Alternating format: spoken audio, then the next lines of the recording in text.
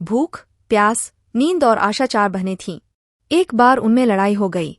लड़ती झगड़ती वे राजा के पास पहुंचीं। एक ने कहा, मैं बड़ी हूँ। दूसरी ने कहा, मैं बड़ी हूँ।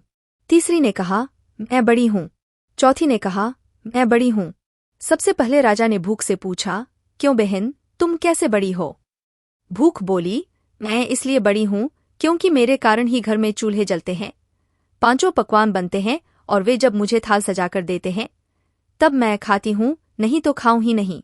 राजा ने अपने कर्मचारियों से कहा, जाओ, राज्य भर में मुनादी करा दो कि कोई अपने घर में चूल्हे न जलाए, 5 पकवान न बनाए, थाल न सजाए। भूख लगेगी तो भूख कहाँ जाएगी? सारा दिन बीता, आधी रात बीती। भूख को भूख लगी। उसने यहाँ खोजा, वहाँ खोजा, लेकिन खाने को कहीं नहीं मिला। लाचार होकर वह घर में पड़े बासी टुकड़े खाने लगी। प्यास ने यह देखा तो वह दौड़ी दौड़ी राजा के पास पहुंची। बोली, राजा, राजा, भूख हार गई, वह बासी टुकड़े खा रही है।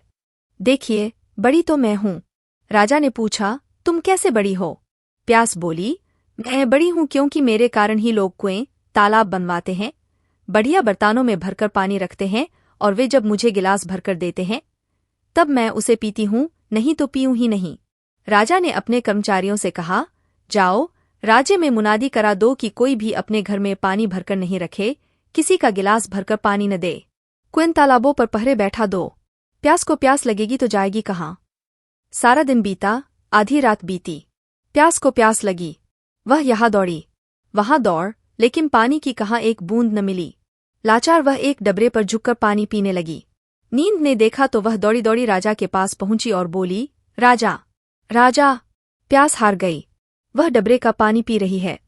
सच, बड़ी तो मैं हूँ। राजा ने पूछा, तुम कैसे बड़ी हो?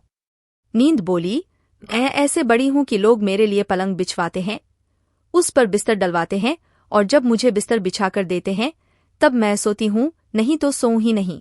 राजा ने अपने कर्मचारियों से कहा, जाओ, राज्य भर में यह मुनादी करा दो कोई पलंग न बनवाए, उस पर गद्दे न डलवाए और न बिस्तर बिछा कर रखे। नींद को नींद आएगी तो वह जाएगी कहाँ? सारा दिन बीता, आधी रात बीती। नींद को नींद आने लगी। उसने यहाँ ढूंढा, वहाँ ढूंढा, लेकिन बिस्तर कहीं नहीं मिला। लाचार वह ऊबड़ खाबड़ धरती पर सो गई। आशा ने देखा तो वह दौड़ी दौड़ी राजा के पास पहुंची। बोली, राजा, राजा, नींद हार गई, वह ऊबड़ खाबड़ धरती पर सोई है। वास्तव में भूख, प्यास और नींद, इन तीनों में मैं बड़ी हूँ। राजा ने पूछा, तुम कैसे बड़ी हो? आशा बोली, मैं ऐसे बड़ी हूँ कि लोग मेरी खातिर ही काम करते हैं, नौकरी धंधा, मेहनत और मजदूरी करते हैं, परेशानियां उठाते हैं, लेकिन आशा के दीप को बुझने नहीं देते।